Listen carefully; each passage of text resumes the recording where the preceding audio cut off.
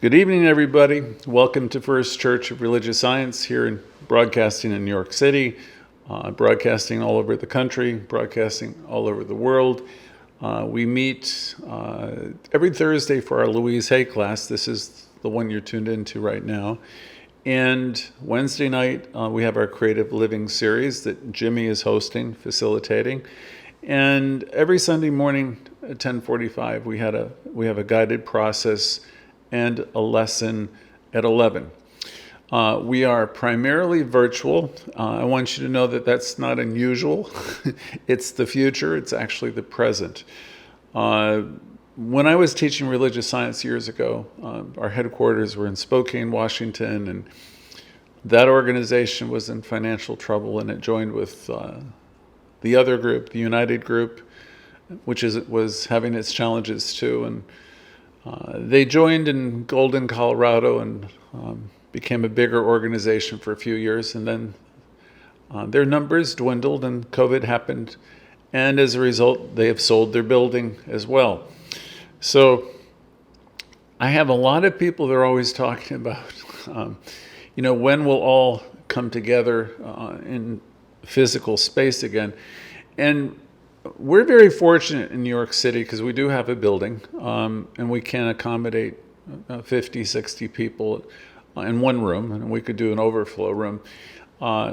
We used to rent large halls in New York, but we're finding that the best way to do this right now, all of our research shows us to do just what we're doing, because we've become one of the larger groups in the country, and that's because we've done the spiritual work, the visioning group. We figured out what people want. That being said, should there be a group of New Yorkers that want to come together, first of all, you're welcome here for all of our activities. And secondly, we're going to have some activities where we can all meet together, those who are in the greater New York area. Because we're always being asked that question. So I thought, let me address it right up front. I want to start with a little guided process like I did last week. So let's find a comfortable position. This won't be a long process, it's kind of short. Find a comfortable position and gently close your eyes if you want. Take a deep breath in and out, exhaling gently, breathing in deeply. With each breath, feel yourself relaxing more deeply. Release the busyness of the day, the stuff that's been on your mind, and just tell yourself everything's okay, all is well, all is well. And I'd like you to visualize a radiant light at the center of your being, a beautiful radiant light at the center of your being. This light represents an endless source of love and peace. Louise would say, deep at the center of my being is this infinite well of love and peace and light. And feel its warmth and the comfort. It's deep within you. Feel it expanding from your core, enveloping you in a cocoon of safety and serenity. Breathe in again and imagine this light within you growing brighter. You feel so safe in its warmth. It's brighter still. It's a little bit more intense. You feel so wonderful. Breathe it in, and with every exhale, let go of any lingering doubts, fears, or negativity. Know once again that you are in a safe space, a beautiful space, surrounded by an infinite well of love. In your mind's eye, see yourself walking through a beautiful place. It looks like it's a garden. Notice this garden is a creation of your innermost thoughts and your desires. It's a reflection of the peace and the love you hold within you. Notice the colors, the beautiful colors of the flowers, the gentle rustle of the leaves, and the softness of the grass under your feet. This is your sanctuary, a place where you are valued, loved, and completely at ease. As you walk through and around and looking at everything, affirm to yourself, I am deserving of love. I'm deserving of happiness. I create joy and peace in my life. And breathe that in, the idea that I deserve joy. I am deserving of love, joy, happiness. And I create joy and peace in my life. And feel that. Feel what that feels like. I am deserving of love and happiness. I create joy and peace in my life. And let these words resonate within you, filling you with confidence and self-compassion. Just ahead, there's a pond, so you approach it and you pause by the pond in the heart of the garden. As you look into the water, you see a reflection of your best self, the person you are becoming, confident, strong, fulfilled, content, happy. Know that this is not just a reflection, but a reality that you are bringing into your being with your thoughts and beliefs. Visualize now your dreams, the things that you would like most, your aspirations. They're all taking root in this garden. See them begin to grow and flourish, nurtured by your positive thoughts and the love that surrounds you.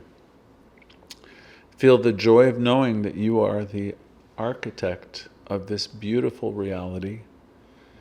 As our meditation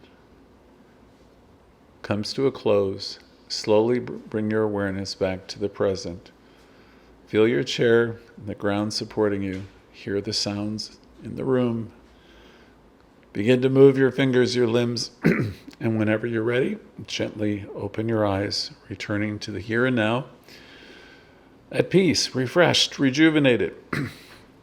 So hopefully you're carrying the sense of this peace and empowerment as we continue our exploration of Louise Hay's transformative teaching for this evening.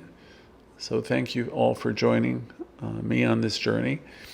Tonight is a continuation of a lesson we did recently.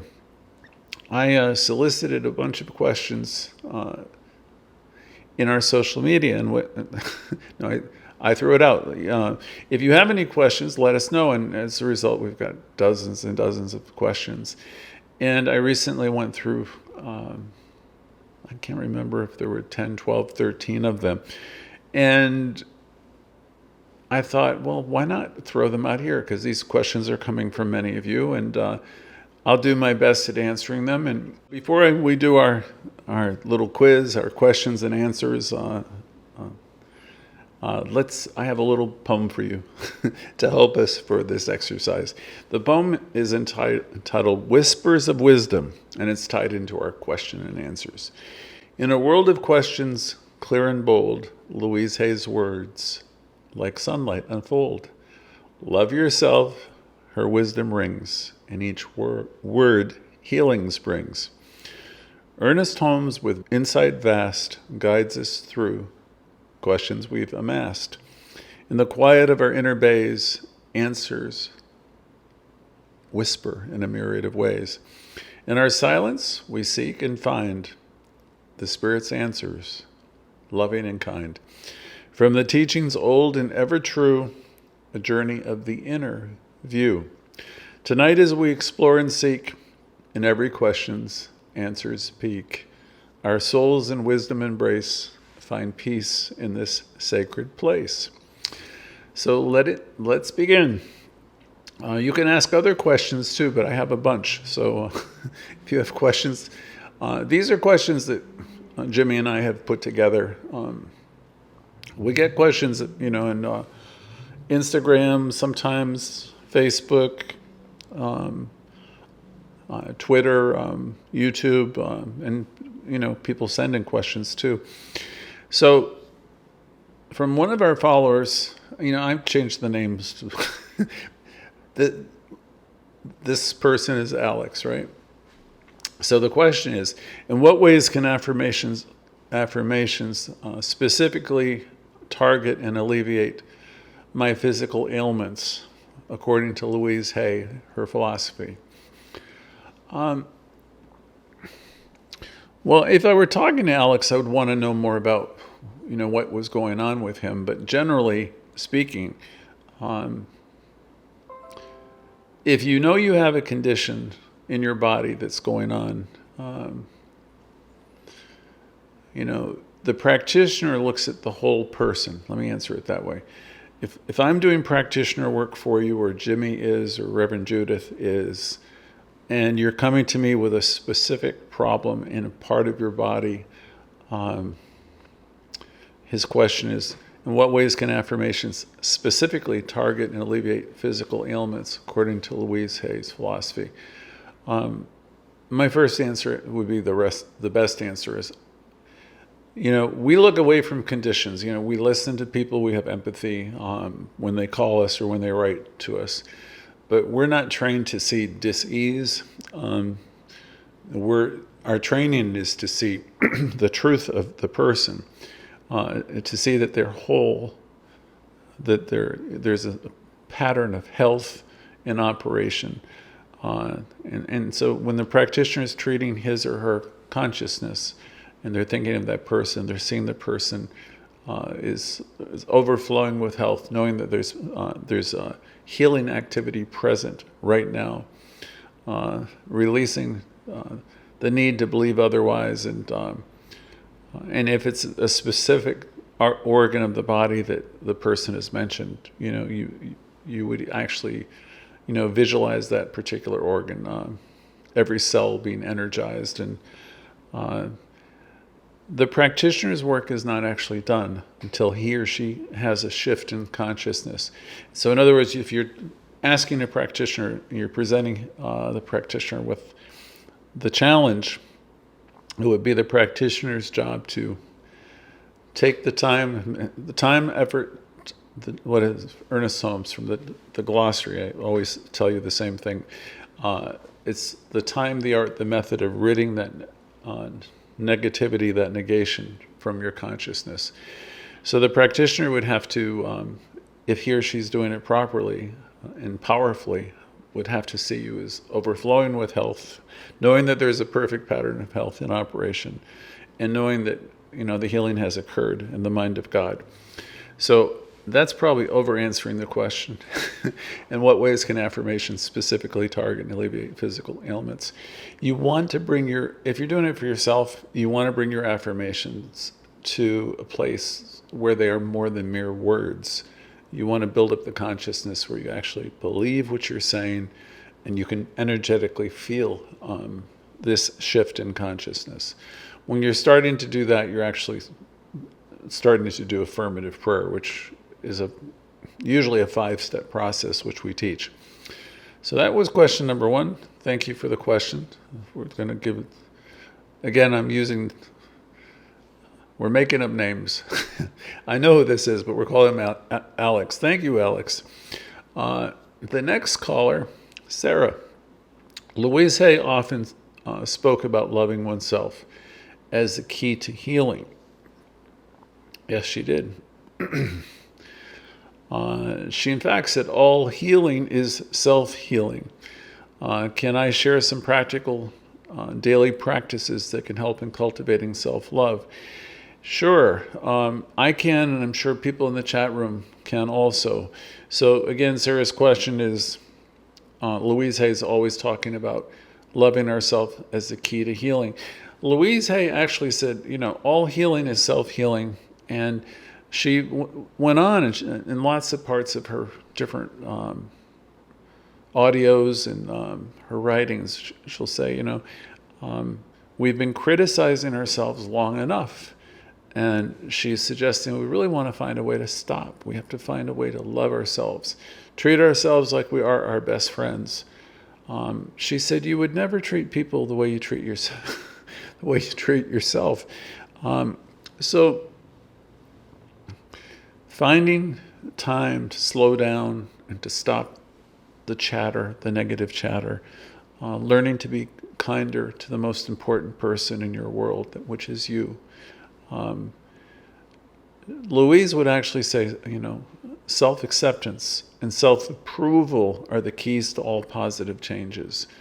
So, loving yourself, self-acceptance. Okay? I love myself the way I am, and I approve of myself. And that's tough work for some people because, you might have a history where there's been some pretty rough things that have happened, and you might have participated in them.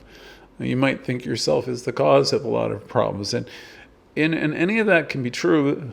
And the thing is, the challenge, though, is we got to bring ourselves into a new moment where we release the past and we forgive ourselves, and then we forgive everybody else. Or you forgive everybody else. If you're thinking everyone's done it to you, then your job is going to be forgive them, because you're going to really ultimately come to the place as a metaphysical student of realizing that they're doing the best that they could, even when they're doing things that were harmful and hurtful. Now, that might sound insane to people, but really it is the metaphysical way, is to realize that they've all done the best they could. I've been involved in healing projects. I've forgotten the names of some of these places now, where you all remember before I will probably, but one that's notable is where a father's child was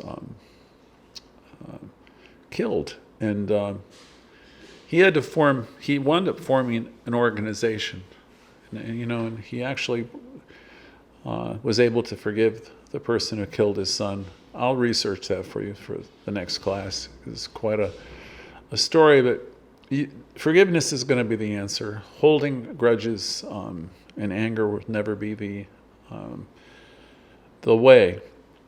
So back to Sarah and her question. Loving yourself is the key to everything. All healing is self-healing. Wherever you have a grudge or wherever you have a resentment, I promise you it's hurting you more than it could ever hurt anyone else. Can I practice some practical daily practices that can help in cultivating self-love? Sure, we do it every single time we get together.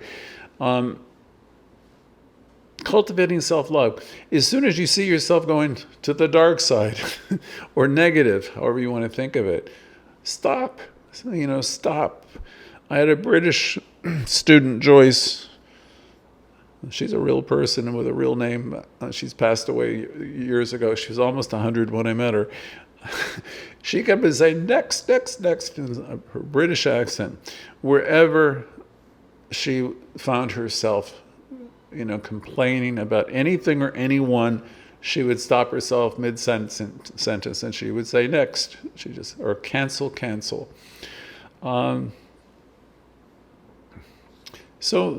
That's a practice. Never criticizing yourself is a practice. Working with affirmations, another daily practice. Meditation is another practice. You are one, everyone on this call, whether you're new or not new, you're going to hear us say that you are one with the one. Or you'll hear Ernest Holmes talk about the thing itself. What he's saying is there is one power in the universe. It's everywhere present. It's in you. So whatever you do, take some time outs. Tell yourself, be still and know that you're God. You could say, this is God in my life. Any kind of affirmation that's going to work for you. You don't have to use my affirmations. Find ones that work for you, that will slow you down, where you can take a pause. That comes from an old commercial. Or, a pause that will refresh you, rejuvenate you, bring you back to the realization that, you are a center of God activity. And once you're centered in that awareness, the places you can go, because you're out of the story. You're out of the story that there's something wrong with you or there's something missing, and just keep bringing yourself back. That would be my suggestion for daily practices. Give yourself lots of reminders. You can set up your cell phones, remind yourself every 30 minutes or whatever with an affirmation.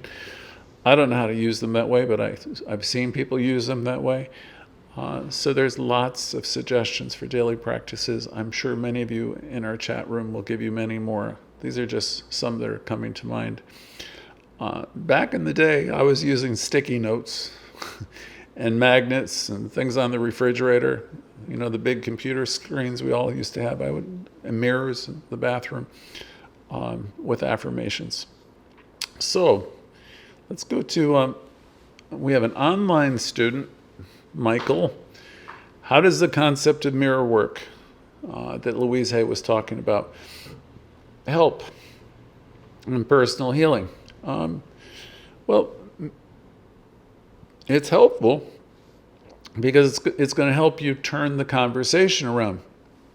You can work with affirmations, and they certainly are powerful. You can work with affirmative prayer, and it's even more powerful. But mirror work has got its place. If you can look into the mirror and connect with your image and look past whatever you think are the apparent flaws, because usually when people are new, they say, "Oh my God, I look at my face, I have blotchy skin, and this is," you get past all that stuff and connect with the image and look into your eyes and start having a conversation with the most important person in the world. Look at you and give yourself a big smile and say, "I love you. I accept you. I approve of you." And you might be surprised if you start doing it. First of all, it might seem silly to you. It might seem awkward. Some people have reactions where they can't do it. It kicks up a lot of information within them that they're not ready yet to deal with. But I've been using those exercises for many, many, many years in many groups. And I'm always astounded because it does kick up things for people. But that's good too, because if you're doing mirror work and it's kicking up something within you that would suggest, okay, well, I don't really feel good about myself in this area. I don't like the way I look. I can't really say it. I'm not being authentic.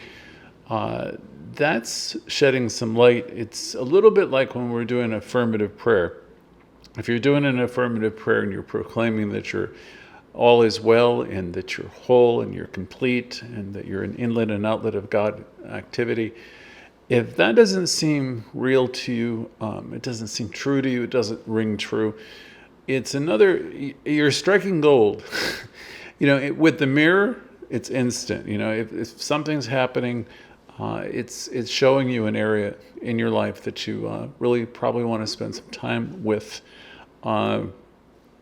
I've shared in this class before, only because it was such a startling example. I was in Florida and I was conducting a workshop, and there were our regulars, and there was a new lady who came in. I don't know if she was a model or something, but she was really a gorgeous, person, physically beautiful. And the rest of us were there doing our thing with our mirrors, saying, "I love, accept, and approve of ourselves." And some people struggled a little bit, but that particular day and that person, we're all looking at her like she's a movie star or something, and she really could not put that mirror up and say those things. And it was really kind of profound for all of us as we watched it, and it really taught us a lot that it doesn't really have anything to do with what we look like. It's the happy ending for that particular lady was she got around to the place where she could,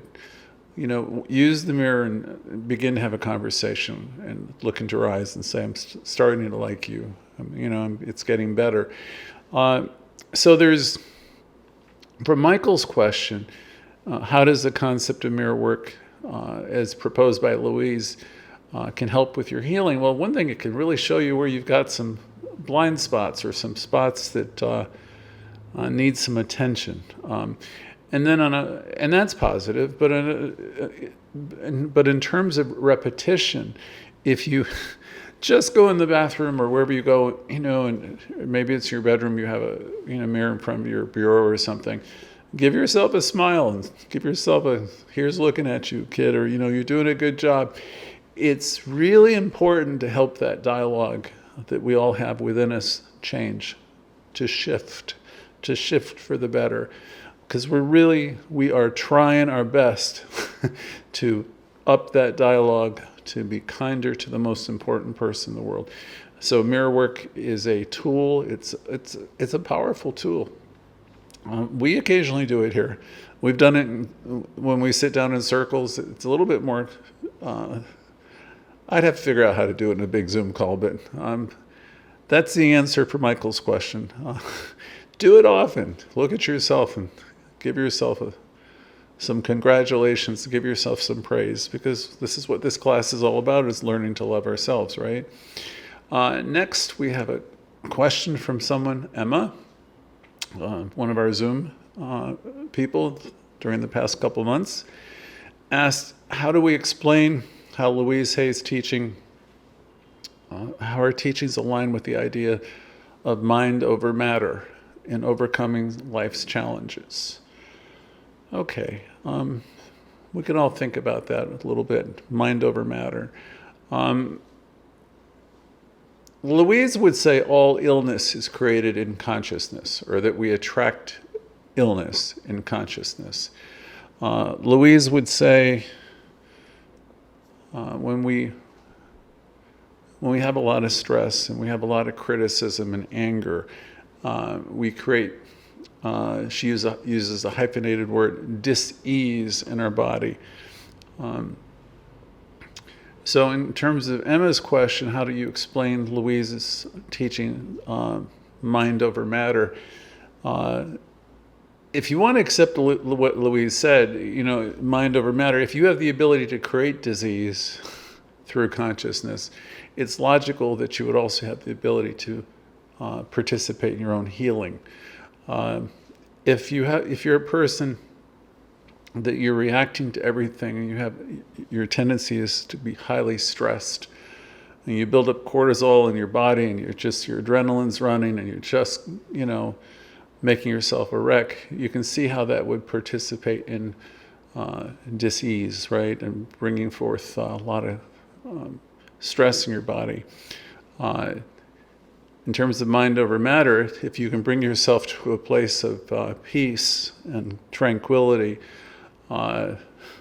it's going to produce healing in your body.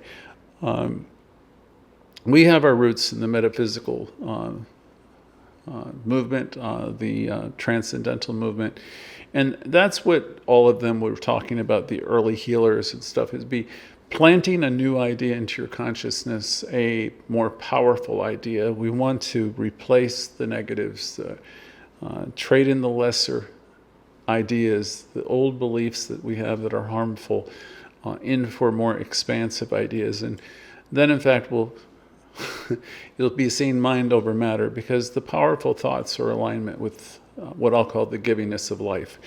When we're studying the science of mind, we'll learn that Judge Troward had attributes of God, and I always get them reverse order, but they're peace, power, love, joy, beauty, wisdom, and any of the eternal ideas, aligning yourself with that I'm whole, that I'm complete, that I'm an inlet and outlet of God activity. I'm prosperous, because the universe is prosperous. I'm part of the universe. I'm one with the universe. I'm prosperous too. So we want to have, as we can embody these concepts, because we're all part of this great I am, as we start to embody these thoughts, you will see demonstrations in your life, because these ideas are more powerful than our lesser concepts. Louise would ask you, what are you approaching the ocean of life with? Is your container is it a small container where you can only hold a little good, or do you see yourself as supplied and supported, and every cell of your body connected to the ocean of life? You're so supplied, you're one with it. So the more connected you know that you are, the more God realization you have, or the greater degree of awareness that you have that you're connected with Source. You will be a healing agency because you know who you are. You're an inlet and outlet of it. You're one with it. So you may have some other answers, mind over matter, but it says you're greater than anything that's in your life. If you're connected to that, what I'll call the I am, if you're connected to the awareness of Spirit everywhere present and present in you. We have another question from a Facebook person, John. Louise talks about gratitude as a powerful tool. Okay. How can incorporating gratitude into our daily routine change our outlook on life and health? Okay, I think we talk about this often. John, if you're new, John from Facebook, many lessons we talk about the power of gratitude.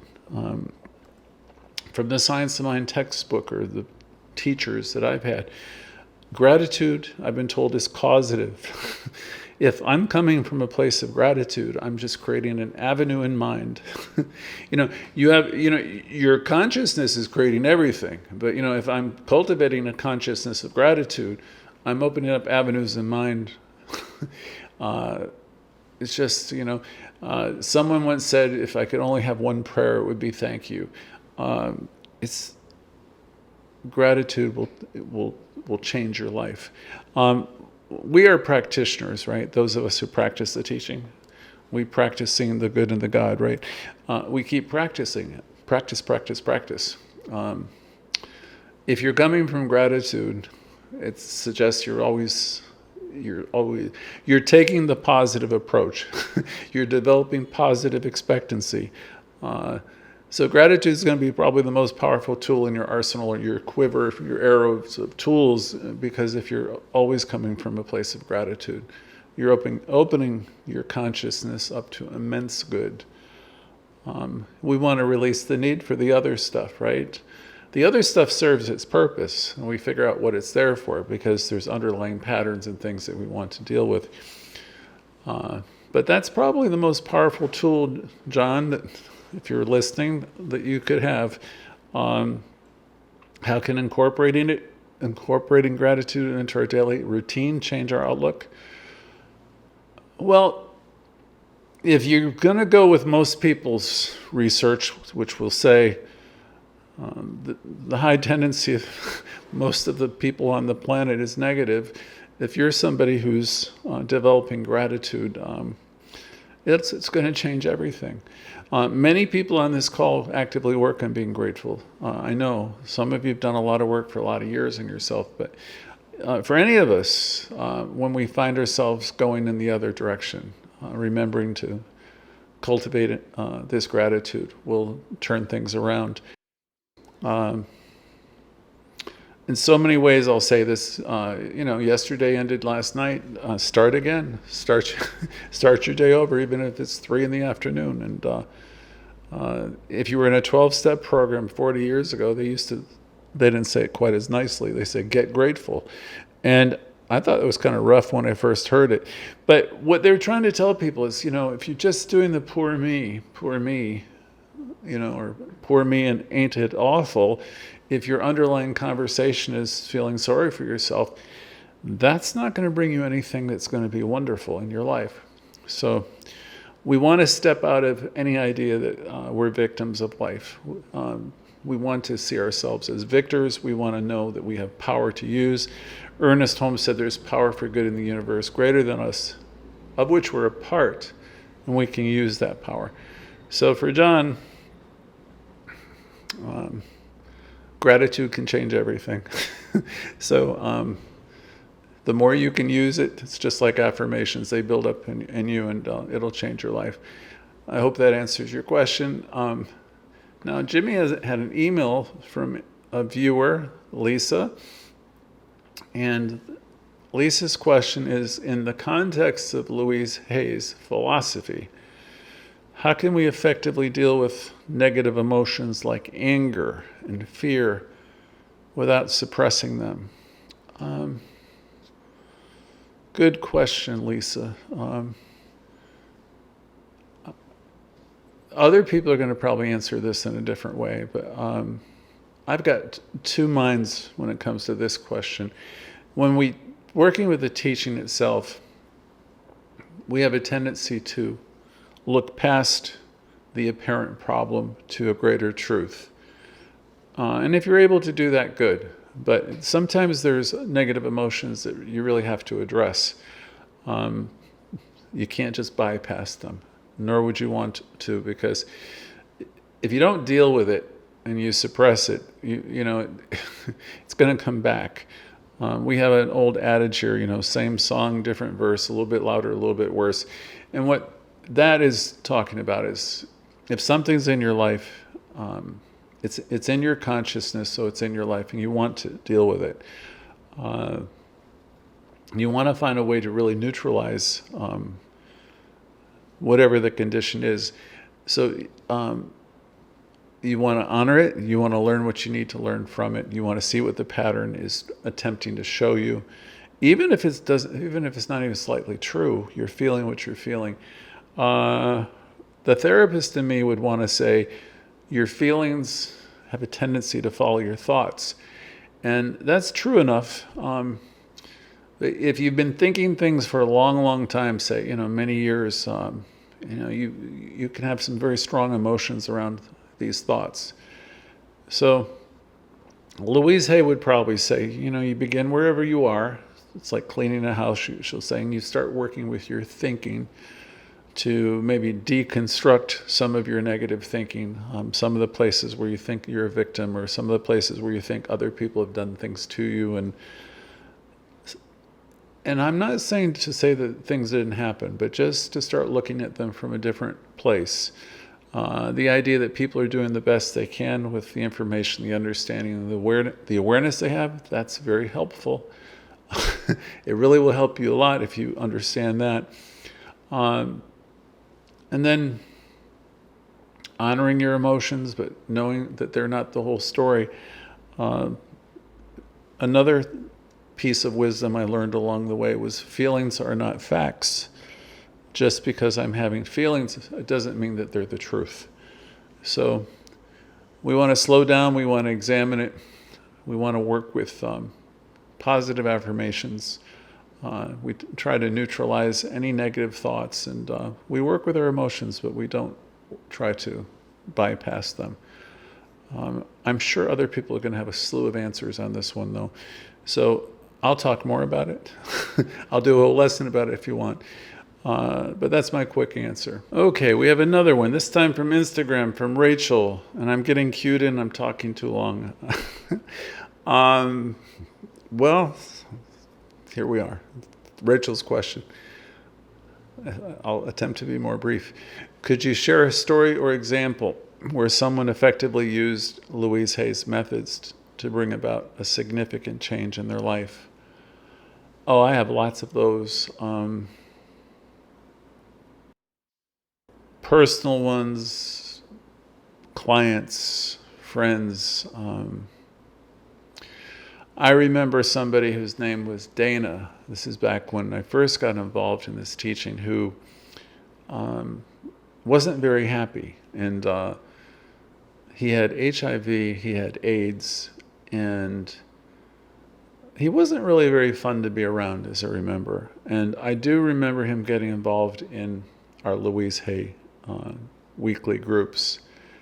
And he got so involved where people just wanted to come and be around him.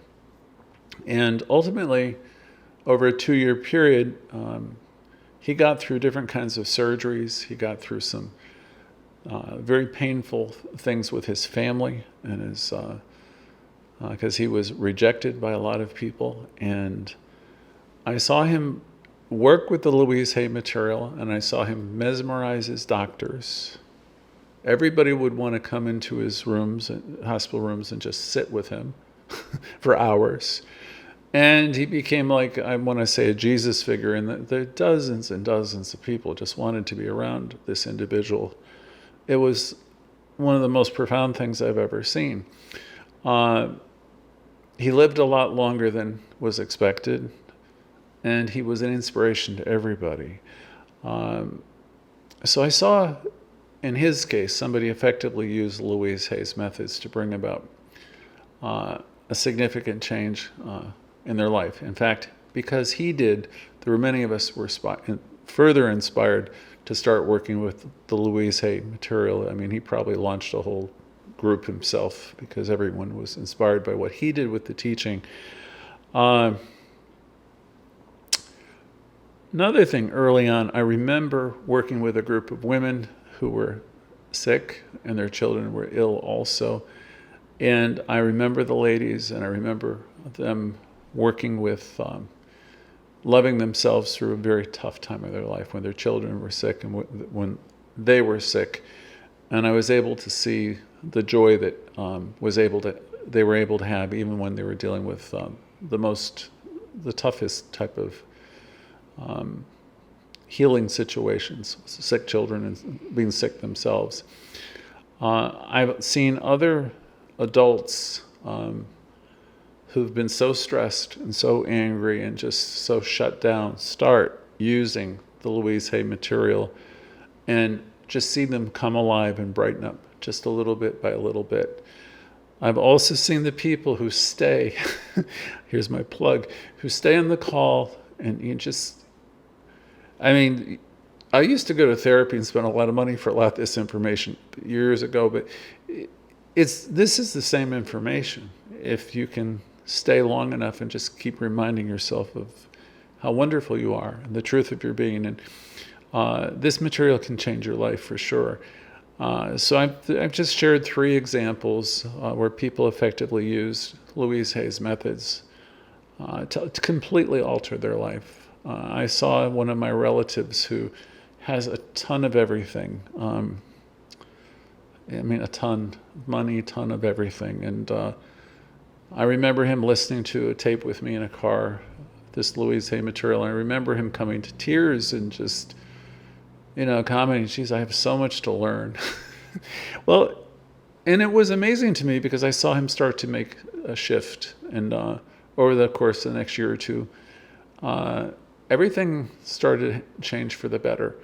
And he was involved in this material quite a bit. One of my relatives, because anybody who will listen to me, I'll keep talking about this forever and ever. So there's loads of people, loads and loads. I could write many, many chapters of many pages about this subject. I'm sure you all have stories yourself of how using Louise Hay's methods brought a change to your life. I think in my life too, come to think of it, because I was working as a real estate broker. Both my parents were as well, and I had a life path, and I encountered this book, and I encountered my friends, and I encountered a lot of people in very tough circumstances, and I saw what happened as a result of practicing this material. And I had never had any intention of coming to New York City. I never thought I'd want to live in New York City, and I became devoted to unity and science of mind and Louise Hay and everything else. So there's another story or an example where someone effectively used her material to bring about a significant change in her life. The other thing too is I used to be in all of these challenges with my family members because we all were so competitive. And then it got to the point where I didn't care about competing. And that's another story too. But so it brings a lot of joy and happiness. So that's at least what I will attest to using this material. Now we're running out of time, and I know because I'm probably over answering the questions. We've got someone from Twitter. This is Kevin. In what ways can we use visualization techniques as recommended by Louise Hay to improve our health and well-being? Okay, Kevin. Well, Louise did guided processes, which were really powerful. The one we all have heard, deep at the center of our being, there's an infinite well of love, and she'll have us seeing ourselves living in comfortable situations and working at jobs and doing things where everyone appreciates us. And so using visualizations are very powerful, especially if you can bring yourself to a point of belief. Affirmations, creating vision boards. Ralph Waldo Emerson, as you all know, I quote him often. would say, hitch your wagon to the stars. That's really a visualization. What the mind can see and believe, it will achieve. So that idea is inviting us to think bigger ideas, develop a more expansive mentality, allow yourself to dream big. See, a lot of people have a low opinion of themselves. And what Louise Hay is really encouraging us to create a very big vision, because each of us, we're individualizations of this source, and that means we're spectacular. But we don't really live our lives as though we're spectacular. Maybe we've allowed ourselves to think that there's something wrong with us. But, the fact is that we're one with this divine energy. You are one with the one.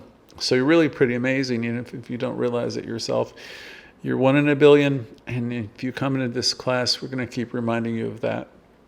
So if we can use visualization, Kevin, and the techniques to draw a bigger blueprint, and so we can visualize a bigger life, and maybe we realize we've come here to do something and share something, and maybe that visualization process will help you figure out who you've come here to be. But one thing we've all come here to do is we've come here to express life in a bigger way, and to express life with enthusiasm and in a sense of freedom. So that's the best I have, Kevin, for tonight. Kevin from Twitter, thank you for the question. How am I doing, guys? Do I have time for one more? They say yes. I've got like 8 questions. We're going to do another one. So from YouTube, live chat, Sophia asks us, Louise Hay emphasizes the importance of forgiveness. How can practicing forgiveness help us or lead to emotional or physical healing? I think I already answered this partially. When Louise said, dis-ease, we have this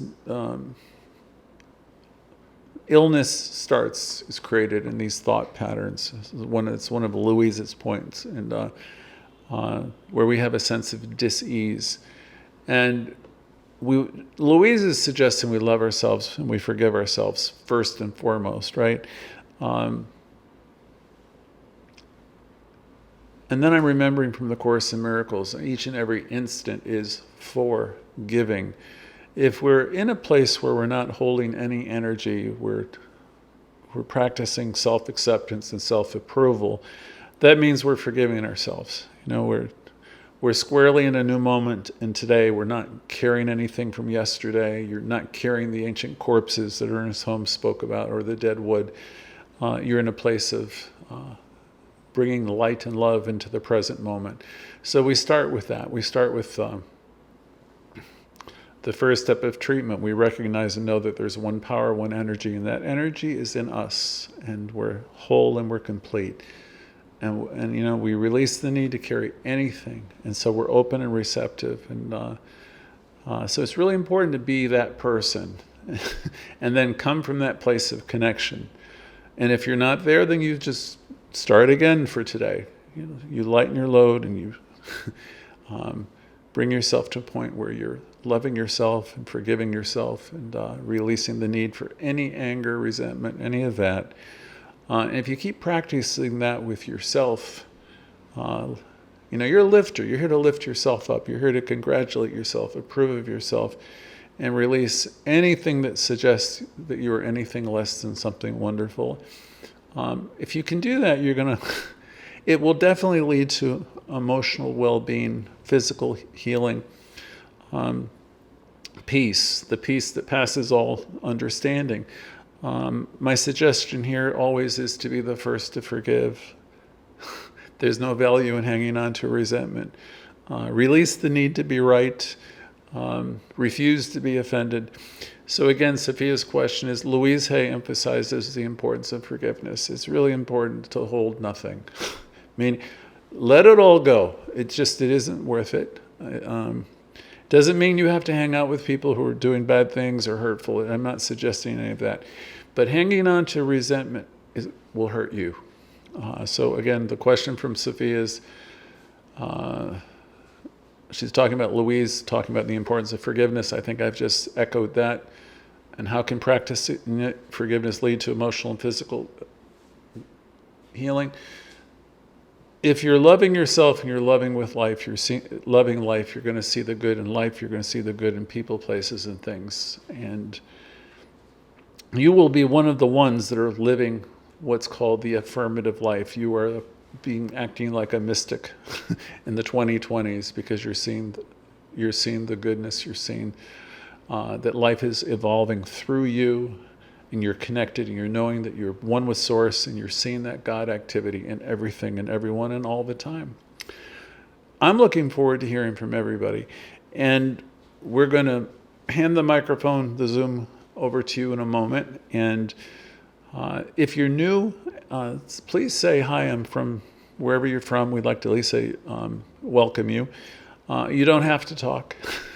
We try to call on as many people as we can. And in the chat rooms, please keep your private information private. If you have something you want to reach out to somebody, send a message through Jimmy or myself. And we do everything we can to keep the space safe. And so that's it. So I'm looking forward to hearing from everyone, and I'm just glad you're all here. So it's your turn. Let's see what you have to say. The question we always answer is what it's been like being us this week. What have my demonstrations been like from working this teaching? What's my conversation been like? And I like it when people say, I've been working on myself, but share whatever you need to share. So we'll see you in just a moment. Thank you.